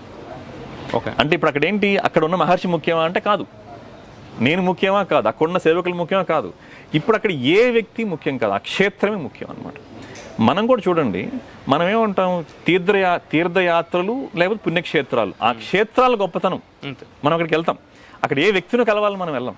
అలాగే పాత రోజుల్లో కూడా ఋషులు తపస్సు చేసినప్పుడు ఆ క్షేత్రం అనేది అది మొత్తం ఆ తపశక్తి నిండిన తర్వాత అక్కడికి ఎవరు వెళ్ళినా కూడా ఆ తపశక్తిని అందుతుందన్నమాట. ఈ శంబల్ నగరి అనేది ఏంటి అంటే ఇంకా అది శాశ్వతం, దాన్ని ఎవరు కూడా ఇంక డెస్ట్రాయ్ చేయలేరు. ఫిజికల్గా డెస్ట్రాయ్ చేయొచ్చు. ఇప్పుడు రోడ్ వైడనింగ్లో పోవచ్చు అది, లేకపోతే గవర్నమెంట్ లేదు ఇక్కడ మేము మెడికల్ కాలేజ్ కట్టాలనుకున్నది, ఇంకోటి కట్టాలనుకున్నాం, పోవచ్చు. కానీ ఆ క్షేత్రంలో తపశక్తి మాత్రం ఎవరు దాన్ని తీయలేరు. అండ్ ప్రత్యేకంగా గాయత్రి మాత ఐడల్ పెట్టడానికి గల కారణం ఏదైనా ఉందా? చాలా మంచి ప్రశ్న అడిగారండి. ఒక పర్సనల్ ప్రశ్న అడగచ్చు మిమ్మల్ని, మీ ఇష్టమైన దేవుడు ఎవరండి? నాకున్నారండి, సరస్వతీదేవి. ఓకే, సరే. ఇక్కడ మీ ఇష్టం ఎందుకు అడిగానంటే, నేను ఇప్పుడు మనకు ఒక సింబాలిజం ఉందండి. సింబాలిజం ఏంటంటే, ఇప్పుడు ఒక చిన్నపిల్లవాడు భయపడుతున్నాడు, మనం ఎవరికి దండం పెట్టుకోమని చెప్తామండి? మనం ఆంజనేయ స్వామి. అంటే ఏంటంటే ఒక్కొక్క శక్తికి మనం ఒక్కొక్క రూపం కానీ ఒక్కొక్క దేవుడిని మనం పెట్టుకున్నాం. అంటే శక్తి కావాలంటే మనం ఏం చెప్తాం, ఆంజనేయుడిని పూజించమని చెప్తాం. మీకు సరస్వతీదేవి ఇష్టం అంటే నేను అనుకోవడం, మీకు జ్ఞానం విజ్ఞానం అనేది మీకు ఇష్టమై ఉండొచ్చు, అందుకని ఆ సరస్వతీదేవిని మీరు ఇష్టపడి ఉండొచ్చు. అలాగే మనకి చదువుకి సరస్వతీదేవి అని చెప్పాం, మనం శక్తికి ఇలా అన్నాం, అలాగే డబ్బుకి లక్ష్మీదేవి అన్నాం. ఇలా ప్రతిదానికి కూడా ఒక దేవత, ఒక అధిదేవత ఉన్నారు. గాయత్రి మాతని అక్కడ ఎందుకు పెట్టారంటే అండి, ఇప్పుడు ఆ ప్రదేశంలో మీకు వెళ్తే దొరికేది ఏంటి అంటే తపశ్శక్తి. అక్కడ డబ్బులు ఉన్నాయి ఉండవు, కొన్ని బంగారం ఉంటుందా ఉండదు, తపశ్శక్తి మాత్రం ఉంటుంది. ఈ తపస్సుకి అధిదేవత ఎవరంటే గాయత్రి దేవి అండి. అందుకని నా గాయత్రి మాత అక్కడ పెట్టారు. ఓకే, అది సో మీకు మొత్తం అంతా సేమ్ థ్రెడ్ అనమాట. తపశక్తి ఎక్కడి నుంచి మీరు ఇటు వచ్చిన తపశక్తి అటు వచ్చిన తపశక్తి అవుద్ది అనమాట. ఓకే, అది. సో మీరు ఏమైనా అంటే మీ ఎక్స్పీరియన్సెస్లో భాగంగా ఇప్పుడు మీ దగ్గరకు వచ్చేద్దాం ఇంకా స్వామివారి దగ్గర నుంచి. సో ఇన్ని సంవత్సరాల కెరీర్లో అంటే మీరు సత్యం ఏంటి అనే దగ్గర నుంచి మీ అన్వేషణ మొదలైంది ఏది 11 ఏళ్ల వయసు నుంచి. ఆ తర్వాత అయితే సాఫ్ట్వేర్ రంగంలో దాదాపు అన్నీ చూసేసారు. ఇప్పుడు ట్రైనర్గా అంటే గురుస్థానంలో ఉన్నారు మీరు కూడా, రైట్? అండ్ సత్యం అనే దగ్గర కూడా దాదాపుగా చేరుకున్నాను అని చెప్తున్నారు. అంటే మీరు అంటే సొంతగా ఎక్స్పీరియన్సెస్ అంటే అసలు నార్మల్ వ్యక్తులకి అరే ఇదా కూడా ఉంటుందా అనే దగ్గర నుంచి లేదు ఇది ఖచ్చితంగా ఉంటుంది అనే ఎక్స్పీరియన్స్ ఏదైనా మీరు చేశారా? అంటే ఇక్కడ చాలా ఎక్స్పీరియన్స్ ఉన్నాయండి. ఎందుకు మేము షేర్ చేసుకోము అంటే నేను ఇందాక చెప్పినట్టు శంబల్ నగరి అన్న వెంటనే ఆ క్షేత్రం గుర్తు రావాలి, ఆ దానికి సంబంధించిన వ్యక్తులు, అది నేను కానీ అక్కడున్న మహర్షి కానీ మేమెవరు ముఖ్యం కాదు. ఇప్పుడు ఈ అనుభూతులు చెప్పడం వల్ల ఏమవుద్ది అంటే చూసేవాళ్ళు చాలామంది వీరిని కలవాలి వీరికి కనెక్ట్ అవ్వాలన్న కోరిక మొదలవుతుంది. అలా కాకుండా నేను నావి కాకుండా వేరే వాళ్ళు నేను చెప్తాను. నేను మీకు ఇది నేను ఇందాక చెప్పిన జీవితంలో ధర్మాలు సంబంధించినవే. ఎవరు కూడా శంబల్ నగర్కి వచ్చిన తర్వాత కానీ ఈ మహర్షి దగ్గర నేర్చుకున్న వాళ్ళు కానీ ఎవరికి రెక్కలు లేవు, ఎవరు గాల్లో ఎగరరు. ఇది గుర్తుపెట్టుకోవాలి. ఎవరు కూడా మాయలు చేయరు, వారు చేయలేదు మేము చేయలేము, ఇది కాదు. కానీ మీరు బీహార్లో ఒక వ్యక్తి గురించి మీరు వినుంటారు. ఆ ఒక్క వ్యక్తే ఒక కొండని మొత్తం పడగొట్టి ఆ ఊరికి రోడ్డు వేశారు అని. ఆయన పేరు నాకు తెలీదు, వేశారు అని. ఇప్పుడు చూడండి, ఒక బక్క వ్యక్తి, ఒకే ఒక వ్యక్తి అది చేయగలిగాడండి. ఇప్పుడు మామూలుగా మన గవర్నమెంట్ కాంట్రాక్ట్ చేయాలన్నా ఎన్ని బుల్డోజర్లు కావాలి, లేకపోతే ఎంత ఎన్ని పొక్లైన్లు కావాలో ఆలోచించండి. ఎలా వచ్చింది ఆ శక్తి అతనికి చెప్పండి. అతనికి శక్తి ఎలా వచ్చిందంటే అతని భార్య చనిపోయింది. ఏది ఆ భార్య ఆరోగ్యం బాగాలేక హాస్పిటల్కి తీసుకెళ్ళి ఆయన చనిపోయింది. ఇప్పుడు ఒక మామూలు వ్యక్తికి ఆధ్యాత్మిక వ్యక్తి తేడా చెప్తా అండి నేను. ఒక మామూలు వ్యక్తి ఏం చేస్తా అంటే నా భార్య చనిపోయిందని బాధపడుతూ కూర్చుంటాడు, లేదా నా భార్య చనిపోయింది దీనికి కారణం వీళ్ళని వాళ్ళని తిడుతూ కూర్చుంటారు. కానీ అతను బాధపడలేదండి, అతను చింతన పడ్డాడు. అతను ఏం చేశాడంటే నా భార్యలాగా ఇంకెవరు చనిపోకూడదు అనుకుంటున్నాడు. ఎప్పుడైతే మీరు మీకన్నా వేరే వాళ్ళని ముందు పెడతారో ఆ శక్తి మీకు వస్తుంది.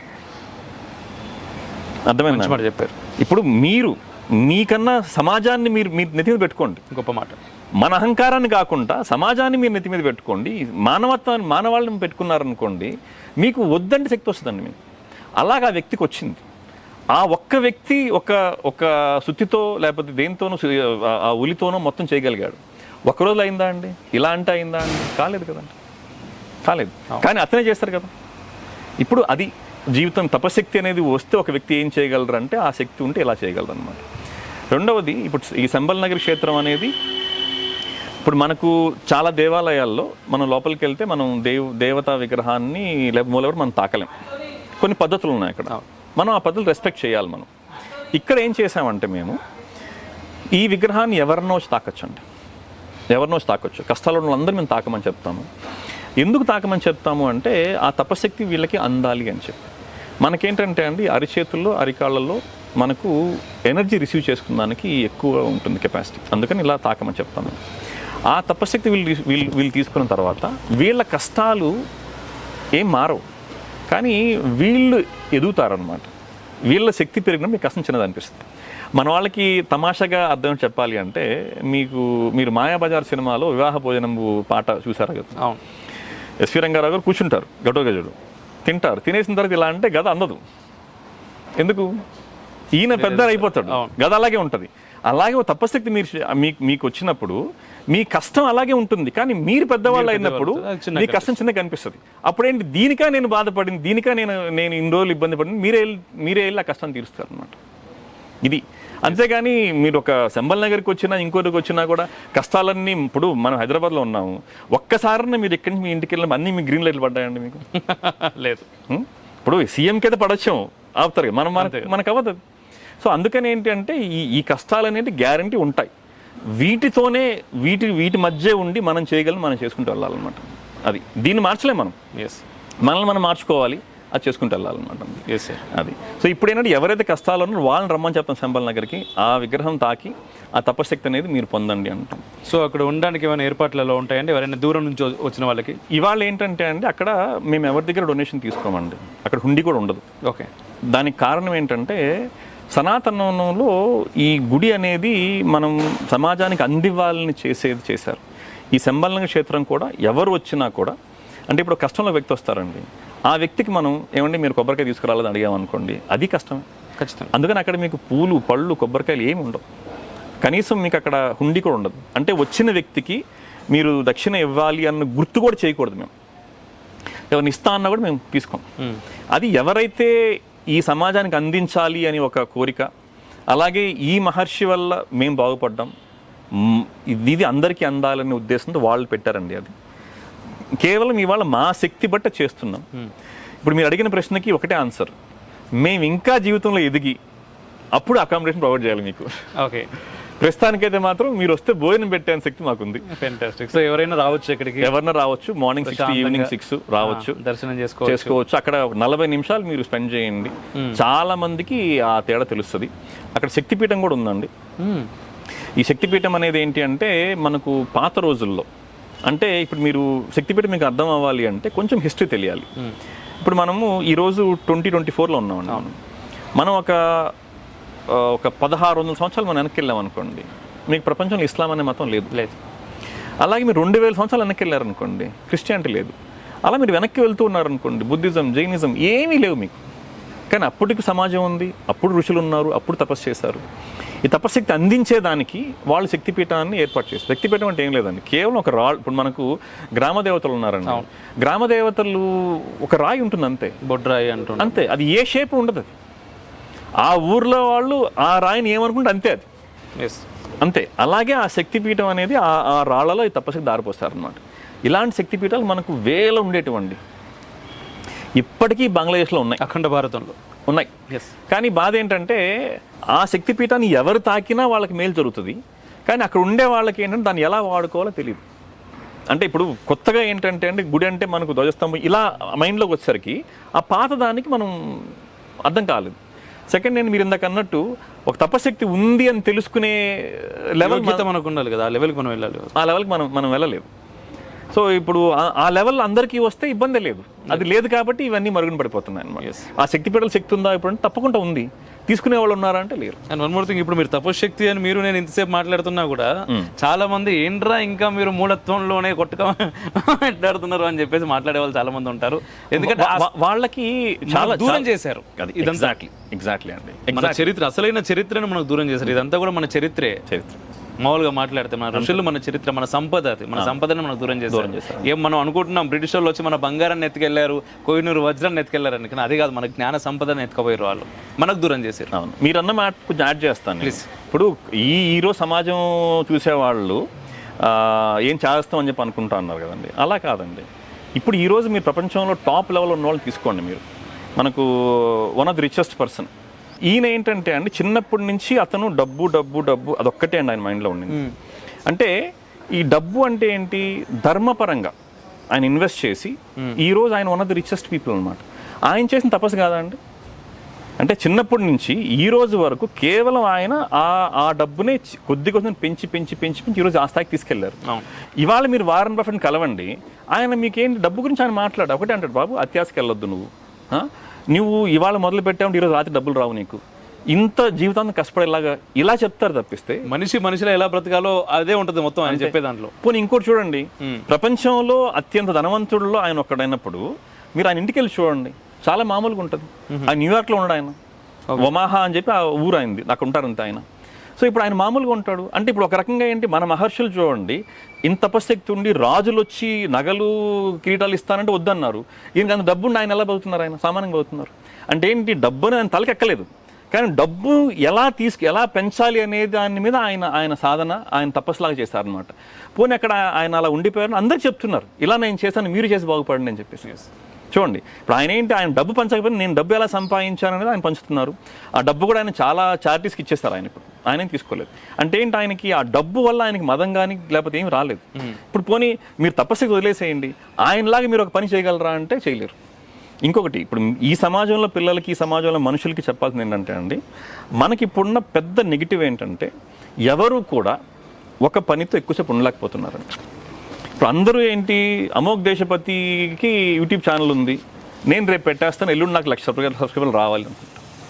ఇప్పుడు మీరు పెట్టినప్పటికీ ఇప్పటికీ మీరు ఎన్ని డక్కాముక్కీలు ఎదుర్కొంటారు, ఎంత ఇబ్బంది అని వాళ్ళకి అర్థం కాదు. అండ్ ఇది పెట్టడానికి ముందు ఇంకే ఎంత శ్రమ ఉంటుంది అనే విషయం అది మెయిన్ కదా. అది మెయిన్. ఇప్పుడు ఏది కూడా ఇవాళ చేస్తే రేపు రావు కదండి, రేపు రావు.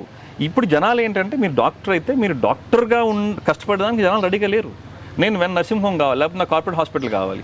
అలాగే ఇంజనీర్ అయితే ఇంకోటి అయితే ఏంటంటే స్టూడెంట్స్ కూడా ఇప్పుడు నేను మొత్తం చదవను, నాకు హై మార్క్స్ రావాలి, ఏం చేయాలి చెప్పండి. ఒక పనితో మీరు ఉండగలిగితే సక్సెస్ వద్దంటే వస్తుంది. ఇప్పుడు వారెన్ బఫెట్ గారు ఏంటి అంత చిన్న వయసు నుంచి ఇప్పటిదాకా దానిలోనే ఉన్నారు ఆయన. అలా మీరు అది తపస్సు అంటే. అదే తపస్సు. మీరు ఒక పనితో మీరు ఉండగలరా? ఇదే ఆధ్యాత్మం అనుకోండి పోనీ, అంతే. అది నేర్చుకోండి పోనీ. మీరు ఎవరు మూడతం అవసరం లేదు.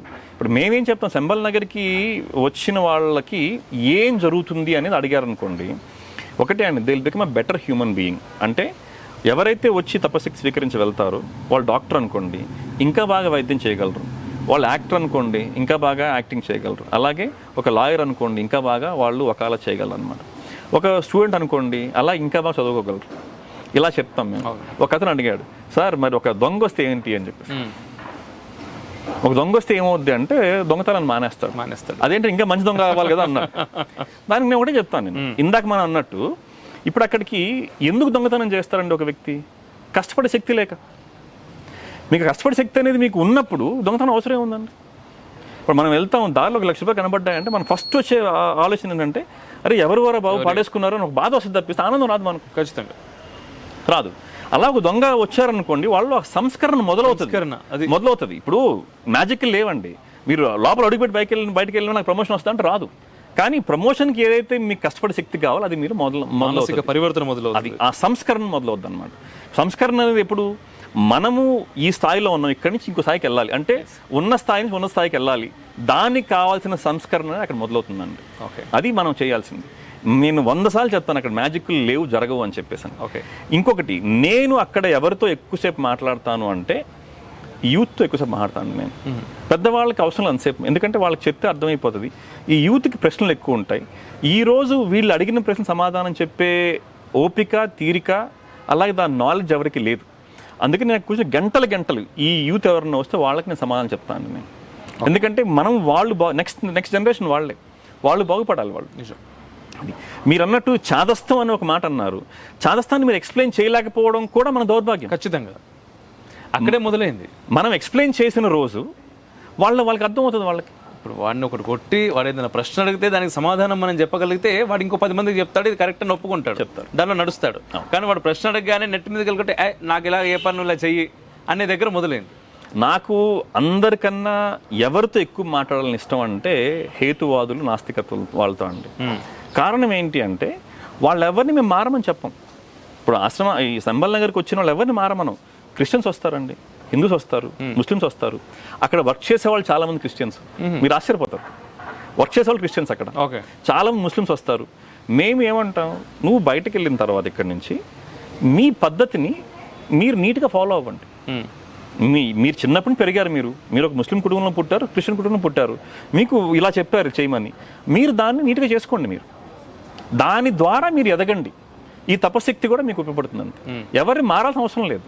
ఒక నాస్తికుడు వచ్చారనుకోండి, మేమేమంటాం, అసలు వాస్తవం చెప్పాలంటే ఆస్తికుడి కన్నా నాస్తికుడికి శక్తి ఎక్కువ ఉండాలండి.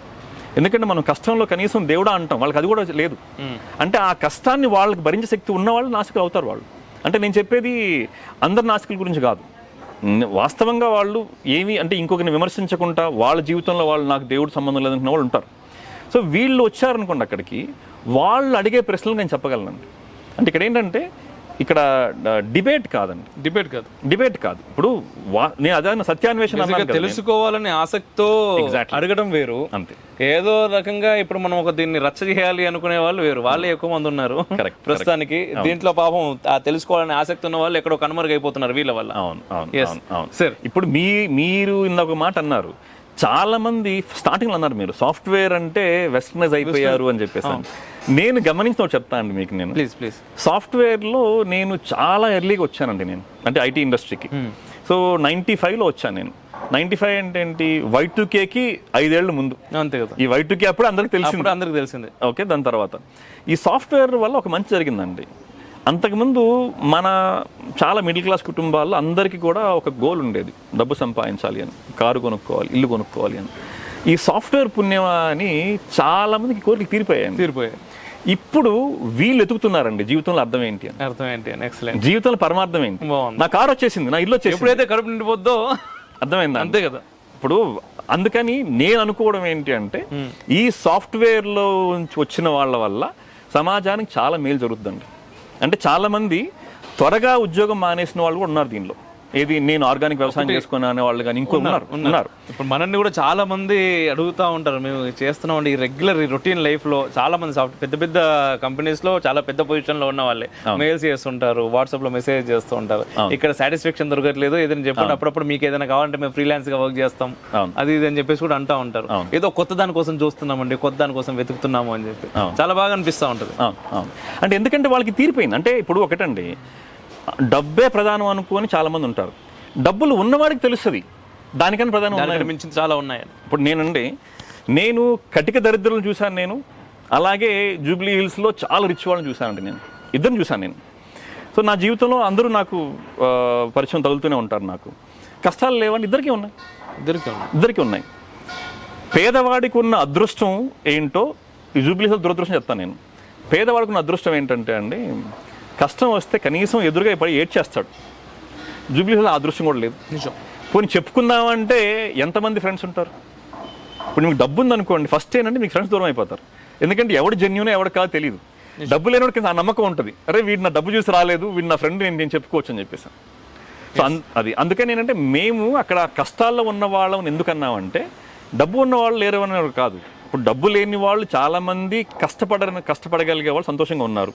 అలాగే డబ్బు ఉన్న వాళ్ళు కూడా చాలా దుఃఖంలో ఉన్నారు. రెండు ఎవరు వల్ల అంటే ఈ క్షేత్రం వల్ల ఎవరికి మేలు జరగాలి అంటే అనుభవం లేని వాళ్ళకి జరగాలండి. అనుభవం లేనితనం అంటే ఏంటంటే ఇప్పుడు మన నాన్న వాళ్ళు కష్టపడ్డారు, వాళ్ళు ఏదైతే వాళ్ళు చేసేదాని వాళ్ళకి ఫుల్ అనుభవం ఉంది, వాళ్ళ జీవితంలో డక్కముక్కలు తిన్నారు. మనకు ఆ అనుభవం కావాలని వాళ్ళు కోరుకుంటారు.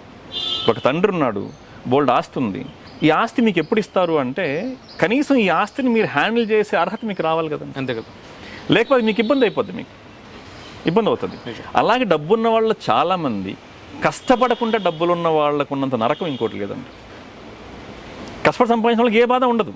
ఇందాక మనం వారెన్ బఫెట్ గురించి అనుకున్నాం, ఆయన పరుపు నార్మల్ పరుపు అండి, మీరు నేను పడుకునే పరుపు మీద పడుకుంటారు. అది అంటే ఆయన ఒక రకంగా యోగిలాగా అయిపోయాడు ఆయన దానిలో వెళ్ళి. అలా కాకుండా మీకు ఈ కష్టం లేకుండా డబ్బులు వచ్చిన వాళ్ళు ఉన్నారు కదండి, వాళ్ళు దాన్ని హ్యాండిల్ చేయలేరు, వాళ్ళకి ఇంకా ఎక్కువ దుఃఖాలు అనేవి ఉంటాయన్నమాట.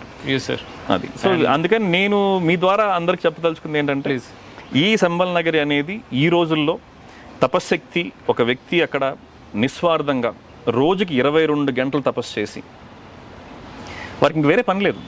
ఎందుకంటే మీలాగా నాలాగా వారికి రోజుకి 3 పూటలు తిండి తినాలనేది కూడా లేదు. ఆ తపస్సులో ఎప్పుడు బయటకు వస్తే అప్పుడు కషాయాలు కావాలంటారు, ఆ కూరగాయలు జ్యూసు లేకపోతే సూప్ ఇస్తారు, అంతే. వారికి బయట పెట్టేస్తారు, తీసుకుంటారు, అంతే. ఎవరు వెళ్ళి వారి దగ్గర అజ్ఞాతంలో ఉన్నారు, అంతే. సో అందుకని ఏంటంటే ఆ తపశ్శక్తిని మీరు ఎవరైనా కూడా ఇవాళ ఉచితంగా మీరు వచ్చి అక్కడ పొందండి. మీ దగ్గర నుంచి మేము ఆశిస్తున్నది ఏంటి అంటే ఏమీ లేదు, మేము ఆశించట్లేదు. కానీ వ్యక్తిగతంగా నాకు ఒక కోరిక ఉంది. ఆ క్షేత్రానికి ఆ మహర్షి కోరిక లేదు, కానీ నాకుంది.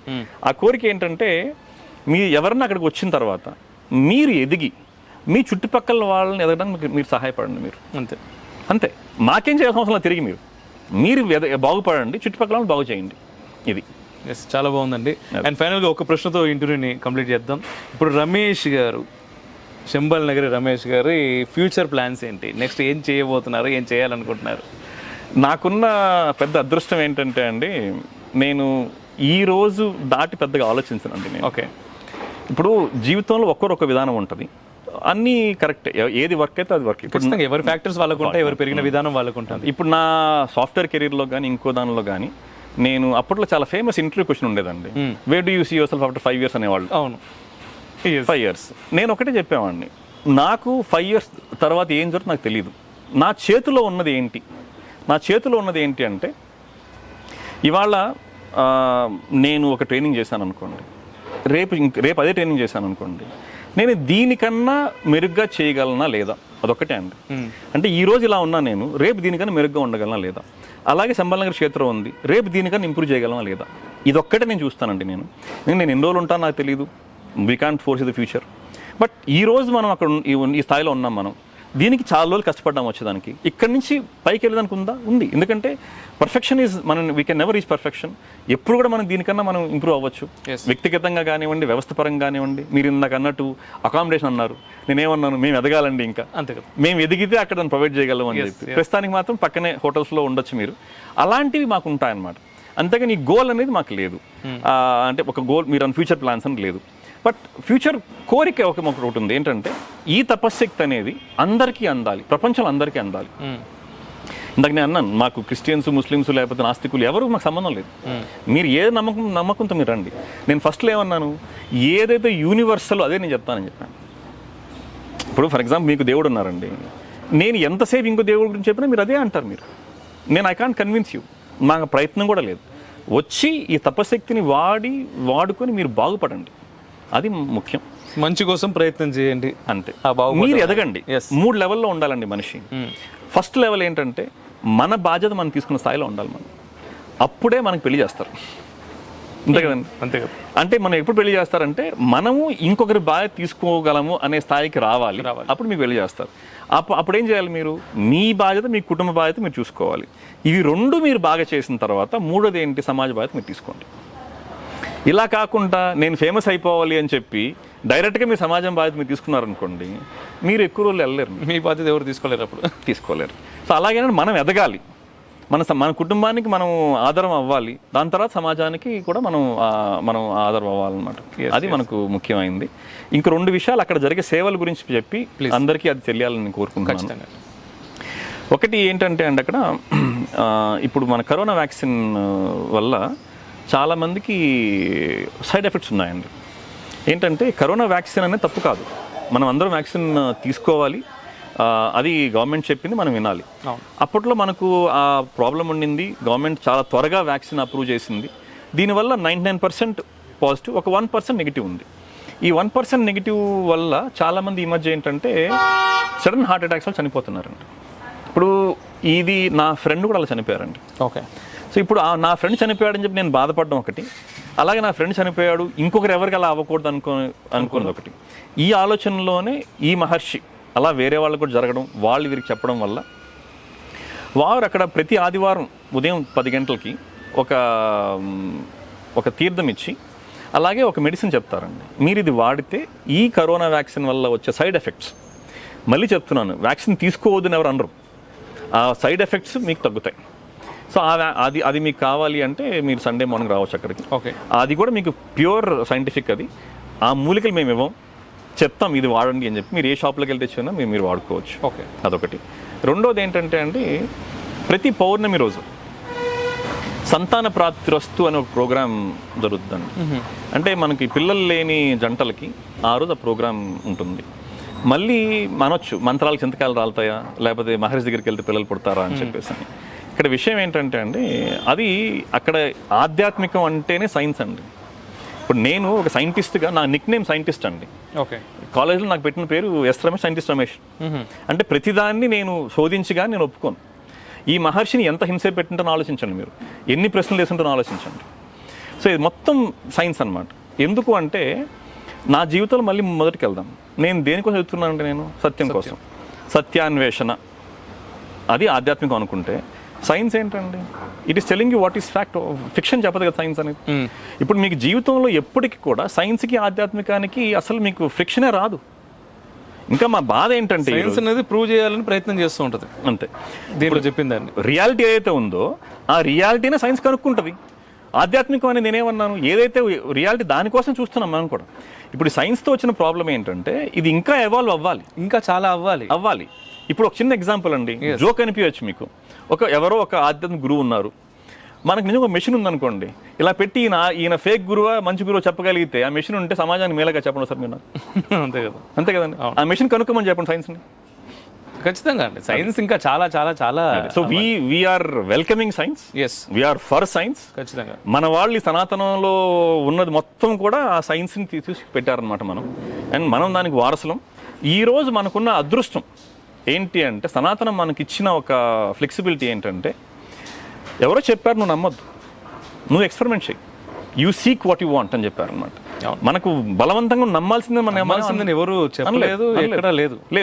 సో అది ఆ ఫ్లెక్సిబిలిటీ అంత శోధించు, ఎన్ని అడుగుతావో అంత అది అందుకే మీరు చూడండి, మనకున్న చాలా మనకు పురాణాలు ఈ గ్రంథాల్లో కూడా ఇప్పుడు భగవద్గీత అనేది ఏంటండి, క్వశ్చన్ ఆన్సర్, తర్కం. మనం ప్రశ్నించు, అడుగు.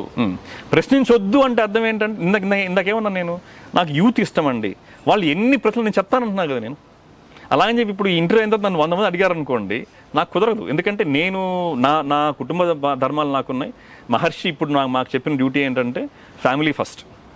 ఇంకా నువ్వు టోటల్గా సమాజానికి వచ్చే టైం ఇంకా ఉంది. అప్పటి వరకు నేను అందరికీ అందుబాటులో ఫ్యూచర్ ప్లాన్స్ అని అందుకే నేను అడిగాను, సమాధానం దొరికింది నాకు ఇప్పుడు. అది ప్రస్తుతానికైతే కుటుంబాన్ని అంటే వాళ్ళు రేపు అనుకోకూడదు కదండి, మా నాన్న మమ్మల్ని వదిలేసేసి సమాజానికి చేశారని చెప్పేసి అని. వాళ్ళకి చేయాల్సిన డ్యూటీ అది. నా ధర్మాలని, నా పేరెంట్స్ ఉన్నారు, వాళ్ళని చూసుకోవాలి, పిల్లల్ని చూసుకోవాలి. నేను ఇవన్నీ అయిన తర్వాత నేను టోటల్గా సమాజానికి వస్తాను అన్నమాట. అప్పటి వరకు మాత్రం అక్కడ పౌర్ణమి రోజు, ఆదివారాలు ప్రతిసారిగా అప్పుడప్పుడు నేను వెళ్తాను. నేను ఆ రోజు ఎవరన్నా వచ్చినప్పుడు అక్కడ నా శక్తి మేర నేను వాళ్ళకి సమాధానం చెప్పగలను.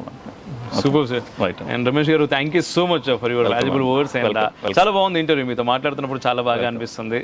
అండ్ చూశారు కదా, సో నాకు తెలిసి మీరందరూ కూడా అతి త్వరగా అక్కడికి వెళ్ళాలనే ప్రయత్నాలు చేస్తూ ఉంటారు. దానికి సంబంధించిన లొకేషన్ ఎవ్రీథింగ్ కూడా నేను డిస్క్రిప్షన్లో పెడతాను. అండ్ ఖచ్చితంగా చూడండి. అండ్ వెళ్తే చెప్తున్నారు కదా తపశ్శక్తి అని, సో తపస్సుకు చాలా కొత్త మీనింగ్ కూడా చెప్పారు. సో దాన్ని ముందు మీరందరూ కూడా, ఎందుకంటే అందరికీ అవసరమైనటువంటి అర్థం అది, దాన్ని అర్థం చేసుకోగలిగితే మనం జీవితంలో దేనైనా సాధించగలుగుతాం. అంతే. Right. Thank you so much Ajay. Welcome. శత్రుమూకల చెర నుండి దేశ రక్షణ నీ ధ్యేయమైతే నీ అవసరం ఇక్కడుంది. Please do subscribe, like and share. దద్దరిల్లేలా పక్కనున్న గంట కూడా కొట్టుర్రి.